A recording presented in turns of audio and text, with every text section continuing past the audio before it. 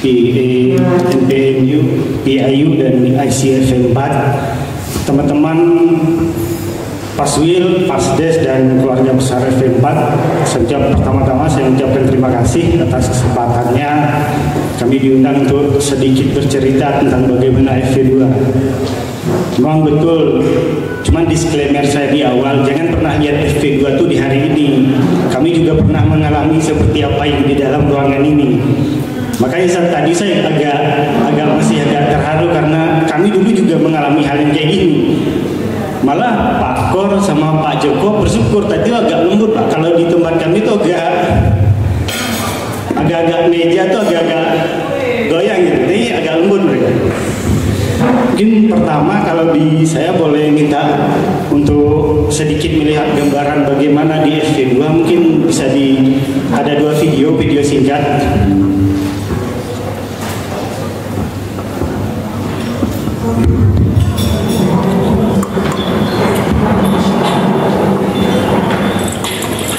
Video yang pertama ini kegiatan pohon asuh. Ini bagaimana keterlibatan anak-anak muda terkait ini, nanti kita cerita di akhir, saksikan dulu videonya.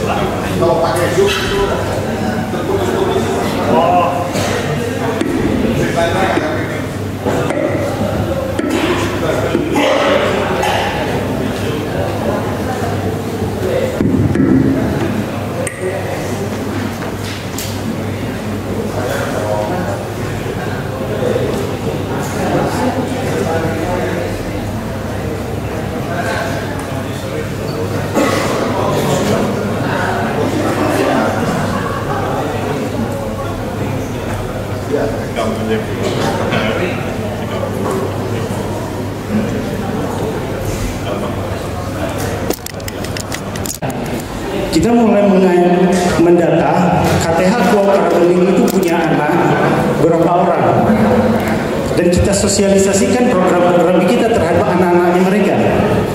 Jadi yang mensosialisasikan kegiatan kita itu terhadap orang tuanya itu adalah anak-anak mereka dari rumah, dan itu efektif berlaku 24 jam. Mereka kan tinggal satu rumah. Beda kalau kita datang ke desa, paling kita di desa berapa hari tinggal. Tetapi kita rubah. Waktu itu kan di Pak Agung kita sempat berdebat panjang teman-teman.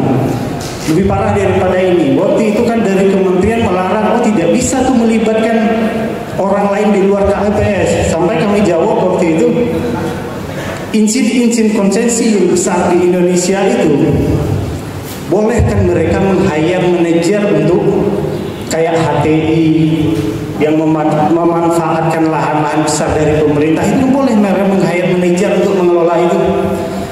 Kok kelompok tani yang skalanya cuma kecil harus dipaksakan petani itu untuk melakukan semuanya? Kelola kawasan, kelola usaha, kelola kelembagaan, nyari pasar, terus juga pengolahan, semuanya di mereka. Kan bisa pecah kalau mereka itu. Nah, makanya kita mulai berpikir bahwa kita harus merubah cara itu. Kan prinsip pertama, kita tidak bisa merubah orang, kita rubah dulu cara berpikirnya kita. Sudah siap? Begini, pohon asuh ini kami gunakan untuk promosi.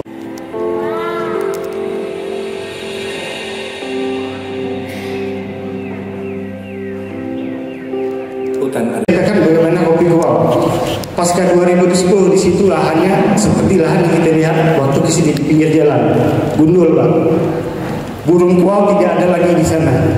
Pasca masuknya FV2 di 2017, kita mulai melakukan kegiatan agroforestry PS di sana, dan 2020 tutupan lahannya sudah kembali, dan di sana sudah kembali ada burung kuau. Nah, kenapa kita menanam yang mengembalikan ekosistem itu, ekosistem burung kuau itu. Kita ingin menghargai perjuangan mereka. Jadi setiap kita menikmati kopi itu, kita akan menghargai perjuangan mereka.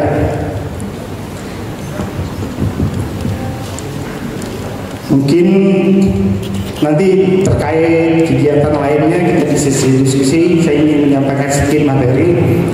Saya cuma berusaha untuk sedikit berbagi tentang bagaimana pengalaman mengembangkan kelompok pasar dalam menembus komunitas agroforestry. Saya sekarang bicara sebagai anggota koperasi Agrora Kerinci.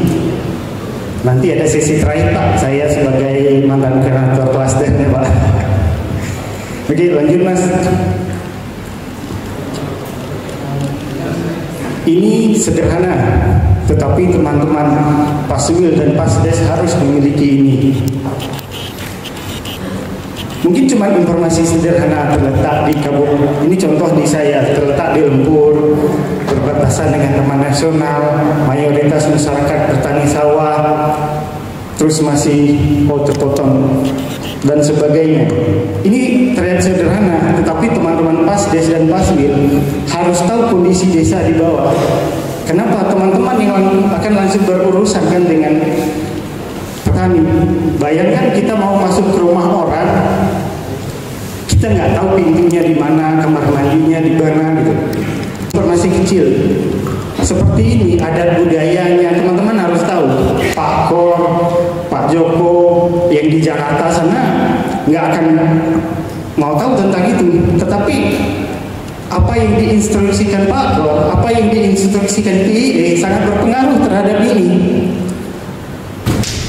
Contoh yang diinstruksi Pak Kor agroforestry di Mamasa misalnya akan berbeda kenyataannya dengan yang di Mamuju atau di tempat lain, karena kultur budayanya berbeda. Jadi teman-teman sederhana, tetapi harus memahami itu. Kami di awal di 2017 banyak kesalahannya di sini, dan berharap juga teman-teman di FP4 jangan mengulangi kesalahan yang sama. Oke, lanjut Bang. Nah, harusnya Pak, saya hari ini tuh di Aceh di Bener Meriah Pak, karena Mbak Desi kemarin menghubungi untuk ke sini, saya belum jawab. Tapi Mbak Desi langsung bawa, di bawahnya ada Pak Kor sama Pak Joko. Jadi saya merasa FP2 Koperasi Agrora Kerinci itu memang lahir dari rahimnya FP2. Makanya dengan teman-teman yaudah kita cancel di Bener Meriah, kita ke sini gitu. Karena kami merasa dulu di FP2 itu kita sangat minim referensi.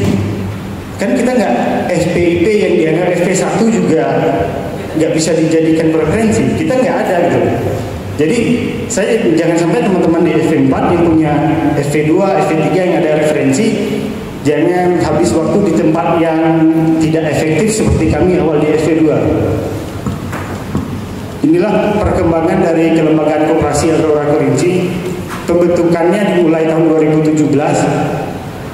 Di sana kita mulai dengan ada kegiatan agroforestry-nya BPDAS. Terus dilanjutkan ada juga kelompok BPSKL. Nah, ketel Aqua Karbening tadi itu kelompok bentukannya BPSKL, dan itu sama dinas benda segala. Di tahun pertama ditolak, di tahun kedua ditolak lagi, di tahun ketiga usulan kita baru diterima. Dan itu yang saya sampaikan tadi, bukan cuma teman-teman industri ngerasain itu, kami juga merasakan itu gitu. Jadi di 2018 kegiatan BPDAS itu mulai ada penanaman. Kita ada pendampingan KTH untuk agroforestry, waktu itu ada komoditas kayu manis, kopi, buah-buahan. Nah, di sini saya rasa sedikit karena juga penting.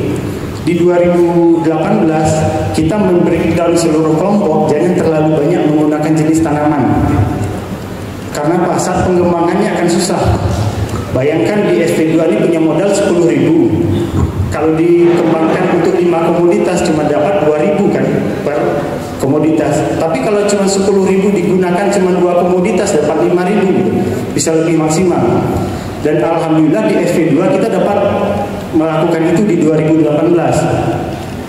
Itu ada jeda yang panjang tuh dari 2012 ke 2022.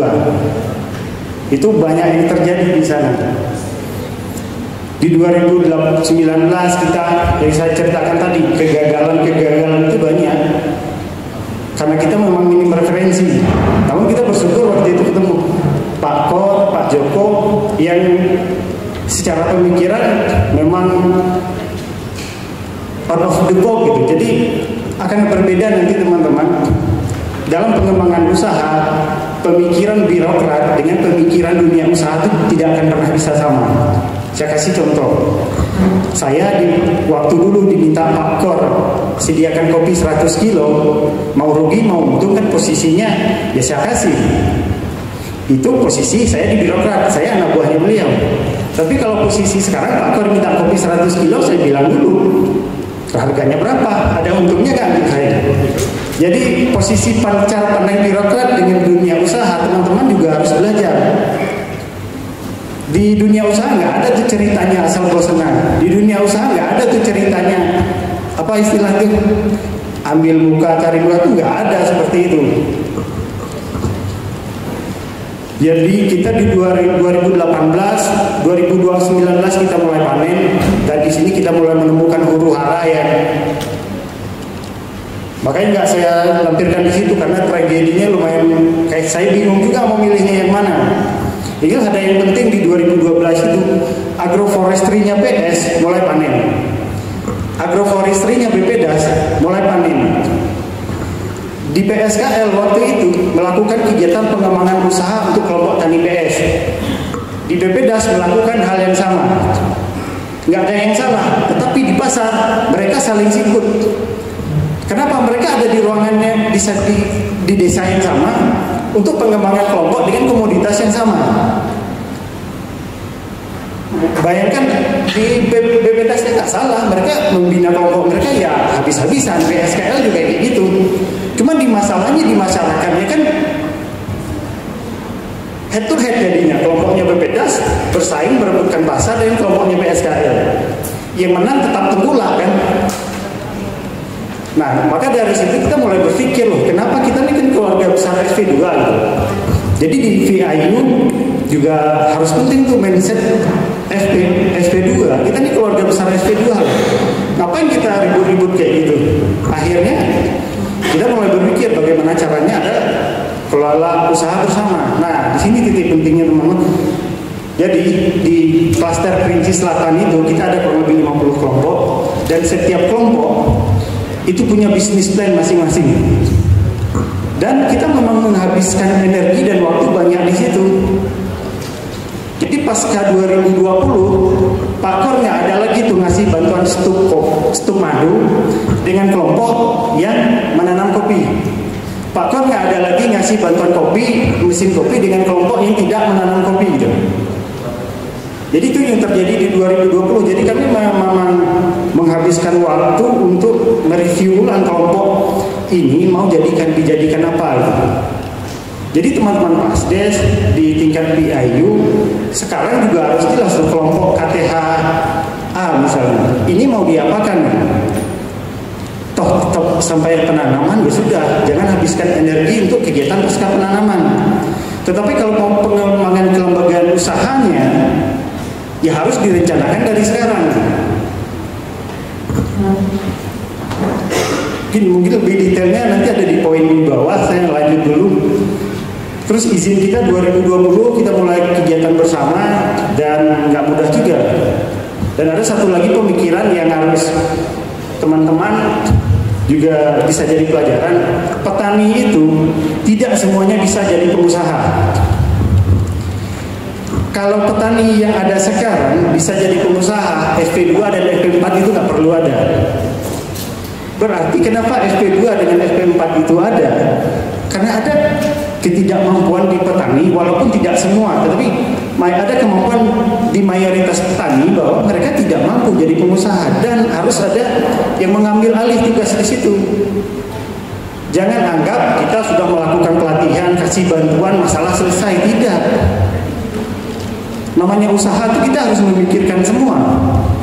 Nah, jadi teman-teman ya kita ke depan mulai berpikir, jangan ambil enaknya saja gitu. Minta proposal sama kelompok, serahkan ke FV4, terus selesai. Tiba-tiba ada masalah, Anda bilang, oh kelompok sudah kasih alat. Enggak, jangan seperti itu gitu. Nah di tahun 2023 kita legalitas kita mulai keluar di koperasi. Nah di sini nih, nah saya senang nih tadi pas mulai dari awal tuh dari NPMU nih Bapak yang di sana menyampaikan bahwa semua orang di dalam ruangan ini nih menyampaikan kekhawatiran dan itu harus gitu. Saya sempat ragu tuh dalam perjalanan dari Makassar kemarin di BPDAS nggak ada satupun yang cerita masalah saya bilang. Nah saya ngapain saya datang ke sini gitu kan? Nah ternyata pas Bapak cerita tadi semua membawa kekhawatiran, berarti itu bagus untuk proyek, berarti mereka peduli terhadap proyek ini gitu. Kalau tidak ada yang mau ketakutan, kekhawatiran, berarti orang-orang di sini ya sudah nggak peduli terhadap proyek gitu. Berarti mungkin tepuk tangan untuk semua orang di sini masih peduli untuk proyek kita gitu. Nah, di 2024 pasca FV2 kita 2023 tuh mulai khawatir kan, Pak Kor dan kawan-kawan mulai mau berangkat nih dari kita. Dan kekhawatiran itu membuat kita ibarat kerjanya ya double ekstra. Dan alhamdulillah pasca FV2 berakhir kita dapat binaan dari menjadi UMKM binaan Bank Indonesia. Oke, lanjut Bang. Nah ini contoh produk koperasi, itu pohon asuh yang tadi, itu ada kopi kemasan yang Robusta sama Arabica. Pohon asuh kita belum banyak sih, sekarang baru cuma 50 batang. Tetapi pohon asuh kita bukan ngejar kuantitas nih Pak, kita ngejar di tingkat kepeduliannya. Kita ingin menunjukkan pada petani FP2 setelah FP2 selesai bahwa masih banyak orang-orang di luar sana yang peduli dengan lingkungan. Dan itu pesan yang kita sampaikan dan terbukti. Pemilik pohon asuh itu sekarang hampir rata-rata nggak ada orang Jambi, Pak. Itu alamannya di Bogor, Jakarta, ada yang pokoknya ada yang di Jambi, Pak. Dan kami ingin mengirimkan pesan kekhawatiran bahwa kelompok tani kami itu pasca FP2 selesai, sudah kita selesai juga.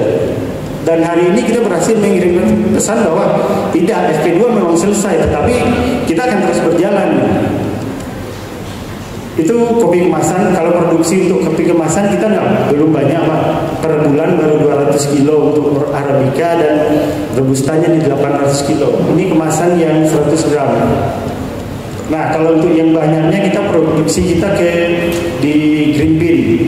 Green bean sekarang minimal kita per bulan itu harus produksi 15 sampai 20 ton. Karena itu sudah ada pesanannya. Jadi kalau kita mau produksi lebih dari 20 ton, kita harus nambah produksi. Kalau kita mau ambil kontrak lebih dari 20 ton. Nah, ini hasil dari yang jeda lama tadi itu, dari 2018 ke 2022. Membangun kelembagaannya itu tidak mudah. Terus kita juga ada usaha pembibitan kayu manis bubuk, dan terakhir waktu Bapak Ibu ke sana yang homestay belum ada, di depan di atasnya masih terpal. Sekarang bangunannya sudah di bawah kantor kita, di atas sudah ada homestay, Pak. Nah ini pelatihan penting yang saya rasa perlu disampaikan baik untuk kelompok tani ataupun untuk teman-teman Paswi dan Pasdes. Pertama, pengembangan agroforestry. Itu tadi, agroforestry itu jangan hanya dilihat dari kegiatan tanam selesai ya, tapi kalau bisa sebaiknya agroforestry itu dibuat terstruktur. Saat Anda menanam alpukat harus difikirkan pemasarannya bagaimana gitu. Jadi kami tuh ketemu kenapa petani itu ogah-ogahan ikut di FP2 dulu, karena mereka merasa ini paling program tanam habis itu selesai. Coba Anda bayangkan saat petani itu tahu kita menanam alpukat sekian tahun akan ada pengolahan dan pemasarannya seperti ini. Itu ingin kita tawarkan ke petani. Ya namanya kita manusia, pasti yang kita harapkan manusia itu ada yang kita dapat. Jadi petani juga harus mendapatkan itu. Soalnya gini Pak, kadang kita nggak bisa juga nyalain petani. Ya kita mohon maaf Pak Kor, orang di PIC, teman-teman Paswil, Pasdes, nggak jalan kegiatan, ya mohon maaf Bapak Ibu, teman-teman tetap punya gaji kan. Kalau petani, dia menyisihkan harinya, apalagi yang kerja serabutan, dia meninggalkan waktunya 2 hari, berarti untuk kegiatan FP2, berarti 2 hari di minggu depan, uang dapur anak dan istrinya terganggu gitu. Dan kita juga harus memahami itu, jangan mau enaknya kita aja gitu. Kita datang, makanya tadi ya kita harus memahami itu bagaimana tipikal kelompok kita gitu. Kalau dapat kelompok yang kayak abang yang punya ekonominya kuat nggak masalah, mereka bisa sepanjang waktu bareng kita gitu. Tapi kalau yang petani seperti itu, dan ingat, berhasil FP4 ini, berhasil atau tidaknya itu akan berpengaruh 5 atau 10 tahun ke depan. Kami kasih contoh, kenapa di FP2 itu di Kerinci Selatan kami itu mati-matian harus berhasil. Kami di tahun 90 ada Project World Bank, mungkin Bapak Ibu pernah dengar Project World Bank bareng balai besar di sana, itu kan dalam tanda kutip dianggap gagal. Fasilitatornya sampai meninggal masih dihujat orang.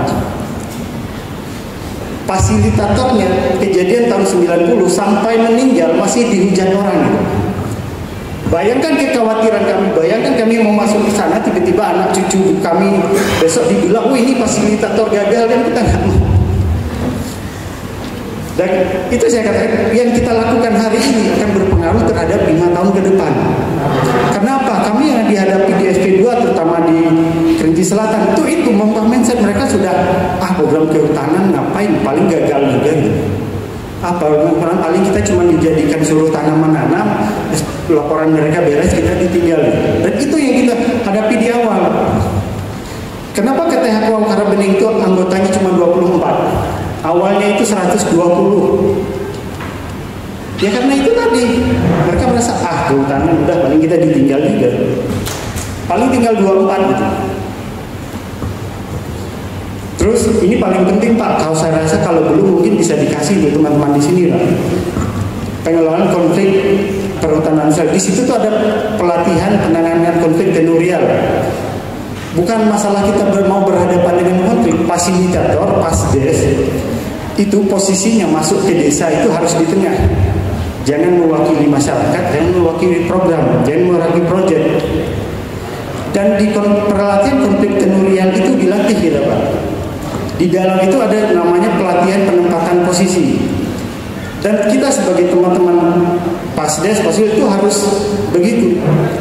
Jadi informasi yang disampaikan dari atas, dari bawah, kita ambil tengahnya saja gitu. Jadi apa yang kita dapat dari atas, dari bawah, dari masyarakat itu bisa lebih natural, lebih asli gitu. Jadi keinginan yang dibutuhkan masyarakat kita juga bisa lebih menilainya lebih jernih. Terus ini pengembangan sistem rantai pasar itu juga sudah mulai harus dipikirkan dari sekarang. Yang ditanam apa, bagaimana pemasarannya, nanti pelaku pasarnya siapa, terus pemasarannya bagaimana, pengolahannya seperti apa, sarpras yang diperlukan seperti apa juga harus dipikirkan dari awal Pak. Jangan tanam dulu tiba-tiba proyek mau habis, kita mau jalurkan bantuan. Sama kayak saya cerita tadi, ada kelompok yang tidak menanam kopi tetapi dikasih mesin kopi. Ada kelompok yang menanam kopi, sudah panen, dikasih stok madu, kan nggak nyambung gitu. Nah ini yang paling penting dua sih teman-teman. Makanya kalau saya FP2 itu saya selalu ingat Bang Saiful. Soal Senin WA-nya sering merendam di pinggir sungai kan, kayak berat kali hidup. Nah ini penyusunan model kanvas itu kan merangkum semua. Di bisnis model kanvas itu kami di koperasi berubah, ibarat itu langkah kita mulai pesat, mulai berubah itu semenjak 2 pelatihan ini. Pelatihan rantai model rantai pasok dan penyusunan bisnis model kanvas. Kalau masih ada pelatihan bisnis model kanvas, saran saya teman-teman, bawalah masalah yang ada di petani itu ke dalam forum. Karena kami apa?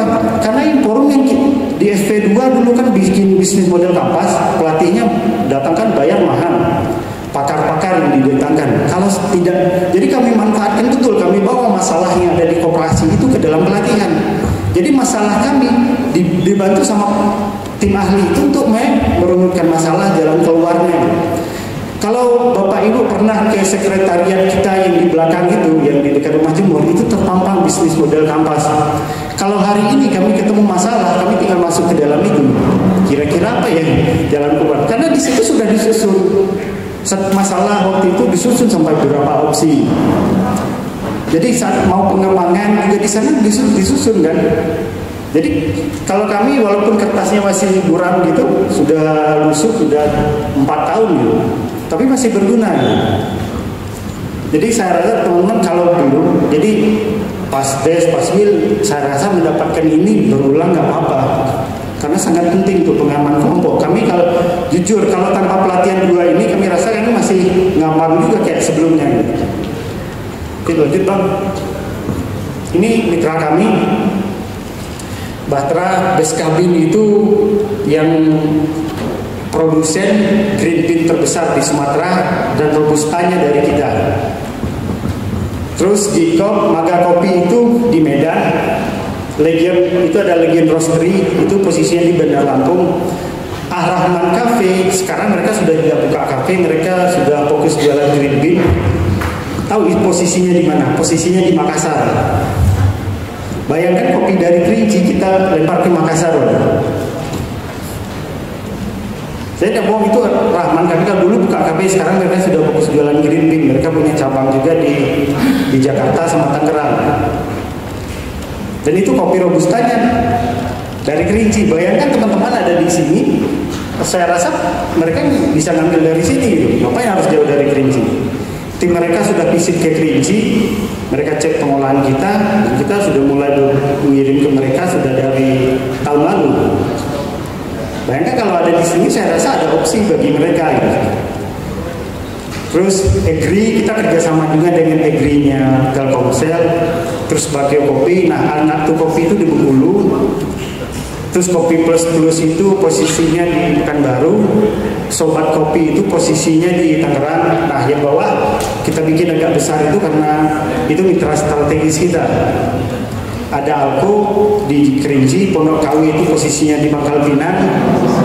Terus Distira itu ada kantor kita di Tangerang. Di Distira kita juga sudah mulai dari awal tahun ekspor kayu manis, cuman pakai nama mereka. Jadi kayu manis dari Kerinci, Pak Tor, cita-cita Bapak mengirim kayu manis ke yang sekarang itu sudah ke Rusia, ke Mesir, Vietnam, Thailand sama Malaysia. Itu sudah eksportir cuma melalui pihak ketiga Distira. Dan kita sudah ada kantor bersama juga di Tangerang daerah Bintaro. Terus yang terakhir itu mitra kita juga itu Koperasi Kerinci Barokah. Itu tahun ini dapat nominasi 3 besar untuk eksportir kopi tingkat nasional. Setahun kontrak mereka itu sampai 160 ton untuk ke Belgia. Jadi dalam pengembangan usaha itu ini dan kami menghubungi mereka itu berdasarkan bisnis model kampas tadi. Di bisnis model kampas itu kan kita tahu cari bahan baku seperti apa, cari pendanaan modal dari mana, nyari mitra bagaimana. Jadi kalau bisa cek ulang di pelatihan bisnis model kampas itu, cek semua. Dan di BI itu mitra strategis kita, di BI kita dari tahun lalu mulai masuk jadi binaan BI. Dan alhamdulillah sih berkat BI kemarin kita sudah diikut sertakan di beberapa pameran tingkat nasional. Terus juga lewat Distira bulan lalu kita dibawa pameran ke India, bukan di Dubai, saya lupa, ke India, terus ke Turki. Jadi ke Turki kita sedang penjajakan, malah kita sudah kirim sampel ke sana. Oke, lanjut Bang. Nah, itu yang sebelah kanan atas itu yang sedang kita negosiasi dengan buyer yang di Turki. Kemarin mereka minta green bean, cuman mereka maunya produk turunan biar lebih efektif ya. Jadi yaitu penghargaan dari Bupati Kerinci, yaitu Trade Expo yang kemarin, Trade Expo Indonesia yang dilaksanakan di ISBSD baru minggu kemarin. Terus yang di bawah itu penandatanganan bisnis kontrak kita dengan PT Distira, itu bulan lalu itu kontraknya untuk 100 ton dalam 1 tahun ke depan. Yang di bawah itu kegiatan PCR kita di Medan. Nah, yang menarik itu foto di pojok kanan atas. Orang yang duduk paling kanan di bawah, mungkin teman-teman kalau yang sering searching di Bursa Efek itu tahu. Pernah kenal Antoni Salim? Itu anaknya Antoni Salim, di mana 23 perusahaan di Bursa Efek hari ini terafiliasi dengan mereka. Dan mereka sedang menawarkan untuk kegiatan, ada pembuatan coklat yang dipakai dengan kopi dan pasarnya untuk keluar. Dan jualnya di Australia itu, di sini Silver Queen paling mahal berapa? 15.000. Mereka jual itu sudah di 75.000. Dengan ukuran yang sama dengan Silver Queen. Kemarin kita diajak ke pabriknya mereka, itu isinya delegasi atasi perdagangan Australia, itu ada sebagian pengusaha dari Australia. Jadi teman-teman gak usah khawatir takut dengan pasar gitu. Jadi kalau lihat pasar jangan lihat di desa gitu. Di luar begitu banyak pasar, ini semua orang itu mereka pengen cari bahan baku di mana gitu. Kita kendalanya di bawah, bagaimana menjual gitu. Jadi harus ada yang mengambil peran untuk menghubungkan mereka dengan kita gitu. Dengan syarat harus jaga kuantitas, kontinuitas, quality controlnya harus ada gitu. Ini lanjut dong. Ini itu kayak kantor kita tadi. Terus untuk pengolahan kopi itu yang sebelah kanan bawah itu kegiatan agroforestry Simbang Mangpening. Dan ini jadi kelompok terbaiknya di FP2. Di tahun pertama itu 90% bibitnya mati semua di tahun pertama. Tetapi di tahun keempat bisa jadi kelompok terbaiknya FP2. Waktu itu kejadiannya dengan harimau itu kan Pak, bibit sudah datang, harimau itu keluar dan ada di sekitaran lokasi itu kurang lebih 2 bulan. Bibit itu mati semua. Tetapi di akhir proyek bisa jadi kelompok terbaik di FP2. Dan itu peran dari teman-teman tim di bawah, teman-teman fasilitator desa waktu itu. Bayangkan ada fasilitator desa yang harus ke toko bangunan untuk ngebon polybag. Ada fasilitator desa yang datang ke pengepul bibit untuk ngutang beli bibit. Jaminannya SK mereka di FP2, bayangkan gitu. Kalau sempat kelompok itu di tahun berikutnya tidak berjalan, bayangkan nasib mereka gitu. Tapi hasil itu yang membuat hasilnya loh terrealisasi seperti ini gitu. Nah, itu mungkin kalau yang bangun luar di depan sebelah kanan atas waktu Bapak Ibu ke sana belum ada. Itu ada rumah jemur baru, yang sebelahnya ada ruang sortasi. Rumah jemur kita dibantu sama BI. Yang rumah sortasi masih dari Pak Kor waktu itu. Pas terakhir itu kan Pak. Terus ruang sortasi yang di bawah tuh kadang yang nyortir kita tuh bule Bu. Jadi ada bule datang ke sana, mereka nolong kita nyortir, mereka bayar. Kalau dulu kerjaan Pak Kor kan terhadap Indonesia gitu Pak, sekarang kami balas Pak. Jadi sekarang tuh ada paket sortir kopi, pengolahan kopi di kita, mereka datang bayar. Iya, barangnya mereka yang sortir, mereka juga bayar. Itu usaha pembibitan kita. Dan jangan lihat kopinya Pak Bu. Usaha pertama yang dilakukan di koperasi itu adalah pembibitan. Di tahun 2019 kita melakukan usaha pembibitan. Di beberapa tahun berikutnya baru kita masuk ke usaha kopi. Nah itu waktu penanaman di kondisi P1 yang kata Simbang Mangpening itu ada pohon asuh, itu rumah jemur, ibu-ibu pengolahan kopi, dan sekarang di koperasi kita sudah memperkerjakan kurang lebih termasuk tenaga sortasi, driver, semacam itu sudah di luar anggota koperasi. Itu sudah 22 orang Pak. Itu tenaga kerja di luar koperasi. Lanjut Pak. Nah ini yang dikasih semua tadi itu pembelajaran pendampingan dari progres program 2. Jadi kalau bisa luangkan waktu sedikit untuk melakukan FPIC ulang. Kalau di Islam itu kita mengenal apa sih namanya bermuhasabah gitu. Sejenak kita istirahat, kita evaluasi nih perjalanan berapa tahun kira-kira ada titik lemahnya di mana, kurangnya di mana. Kan nggak salah kita mengevaluasi. Lebih baik kita meluangkan waktu untuk melakukan evaluasi daripada terus berjalan tapi tersesat. Lebih baik kita berhenti sejenak. Oh ya ini salah nih, harus kita perbaiki arahnya. Karena kalau peluru itu kan kalau menembak geser 1 senti aja arahnya itu kan kalau sana udah jauh.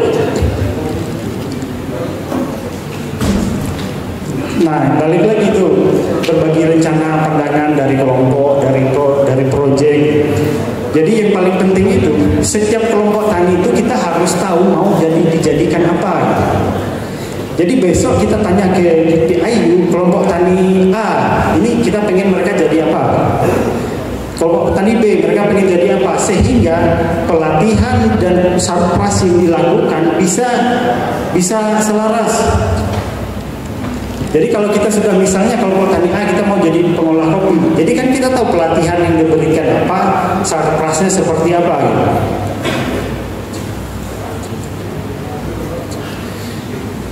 Terus ada penjelasan rencana kerja. Kalau di KTH Kuakara Bening malah itu kita lakukan dari bawah dan Pakker meng-ACC dari atas.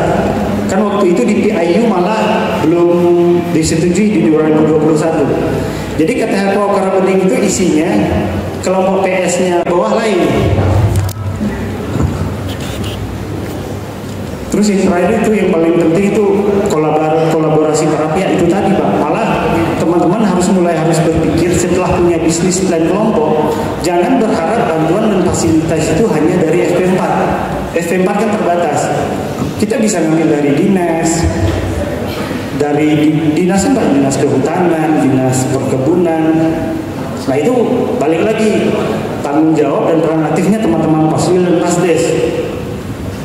Lanjut Pak. Oke, terima kasih. Dan satu lagi terakhir satu lagi Pak, untuk pengembangan usaha harus ada yang berani mengambil usaha untuk menjadi gerbong lokomotifnya. Jangan serahkan semuanya ke petani. Kalau ada petani yang bisa silakan, tapi jangan serahkan ke petani. Jangan sampai petani itu mikir semuanya mereka yang mikir. Saya rasa bapak-bapak ibu yang di provinsi di Jakarta tuh mikir semua juga nggak sanggup. Apalagi petani kita yang rata-rata dengan tingkat pendidikan yang rendah harus memikirkan ekspor, harus memikirkan sertifikat PRT, sertifikat yang rumit-rumit itu loh. Mungkin terakhir ada video kopi loh. Mungkin terakhir dari kami ada video promosi kopi. Terima kasih. Assalamualaikum warahmatullahi wabarakatuh.